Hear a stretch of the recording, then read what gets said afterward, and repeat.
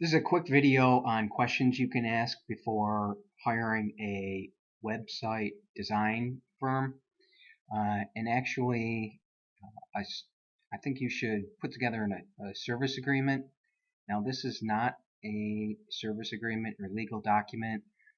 There's plenty of sites you can go to get legal documents, or you can also hire a local lawyer to put together a bunch for you. LegalZoom is one. You can just Google it. There's tons of places that are dirt cheap for this kind of stuff. This is more of what questions you should ask and what to put in the agreement. So, of course, your company information, the contractor's information. Now, what are some of the things you can put in there? The term to start. What's the starting date? And what's the final completion date? What's the drop dead date?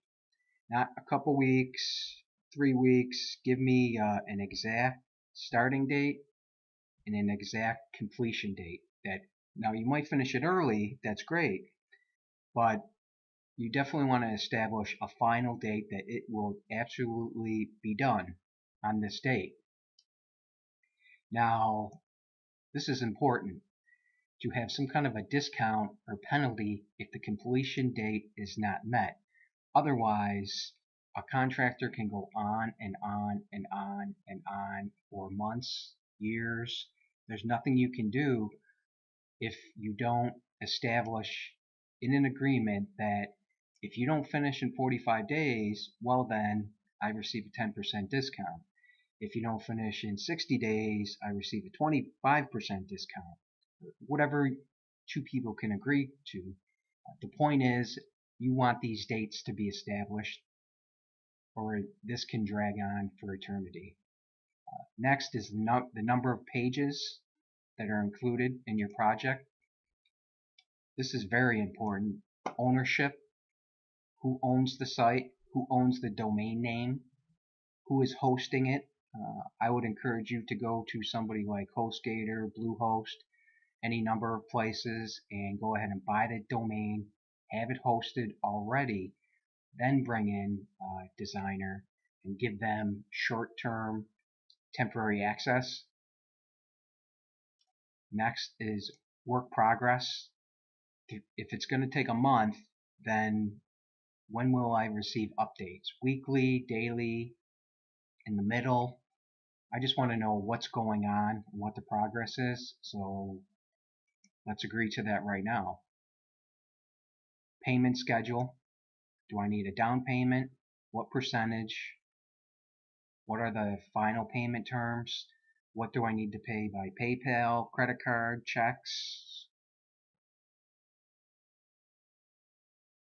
Who is providing the text and pictures? Is the contractor providing the text and pictures, or is it me?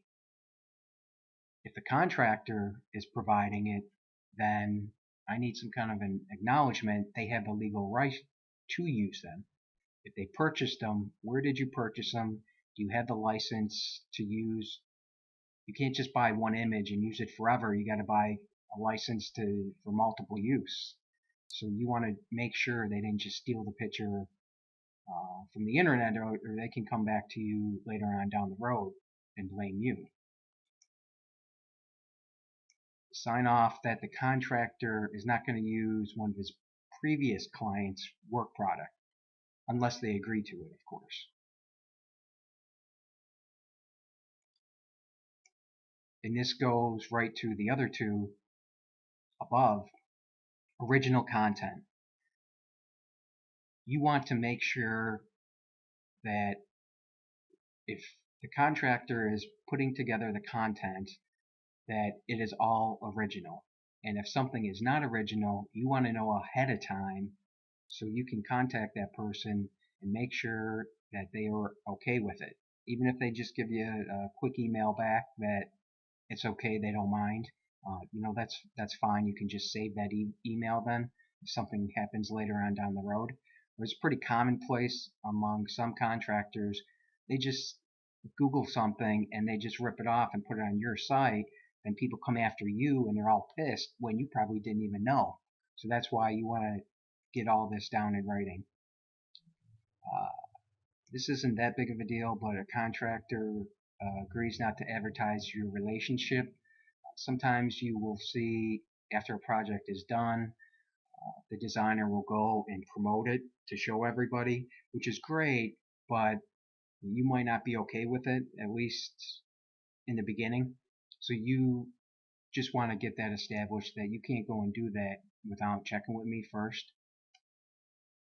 Confidentiality and non-disclosure, making making sure that anything you share, any ideas, policies, anything that happens, they cannot just take that information and then make it their own and sell it to other people. What is the refund policy? There might not be a refund policy, which is fine if you're okay with that. The whole point is, what is the refund policy? If I give you a $500 down payment, what if you don't do any work? Are you going to give that back to me, or is it non-refundable? Let's establish that right now. On-site SEO. Which keywords and how many is this person going to optimize? There's all kinds of different skill levels and different ways to approach this. So ask beforehand how many. They should ask you anyways, but sometimes the stuff happens fast and you don't ask these questions. So you want to know what keywords are they going to promote and how many. References are always great. The more the merrier. Everybody has a couple of people that they're friends with, so you kind of want to get as much diversity as possible. Non-assignment and subcontractor use, also important. Often designer will go and sub out certain tasks, or some are just marketing companies and they will sub out the whole contract to somebody else, which you might be okay with that, but at least you want to know. You want to know that they didn't just assign this to somebody else unless you know about it. And some people are okay with that, some people are not. Let's just make sure that we are all on the same page. I'm sure there is tons of other questions you can come up with. These are just a couple that I came up with